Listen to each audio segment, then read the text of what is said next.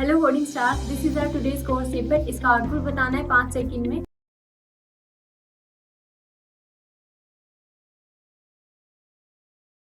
यहाँ L value required का error रहेगा बिकॉज जैसा कि हमने लास्ट वीडियो में कवर किया था कि असाइनमेंट ऑपरेटर के लेफ्ट साइड में यानी यहाँ वेरिएबल होना चाहिए, राइट साइड में वेरिएबल कांस्टेंट एक्सप्रेशन या फंक्शन हो सकता है, बट लेफ्ट साइड में यहाँ वेरिएबल ही होना चाहिए। अब क्वेश्चन आ रहा होगा कि ए एंड बी दोनों वेरिएबल्स है, फिर एल वैल्यू रिक्वायर्ड एरर क्यों रहेगा? तो अगर इस कंप्लीट स्टेटमेंट की बात करें तो यहाँ 2 ऑपरेटर्स यूज किए हैं। First is addition and second is assignment operator.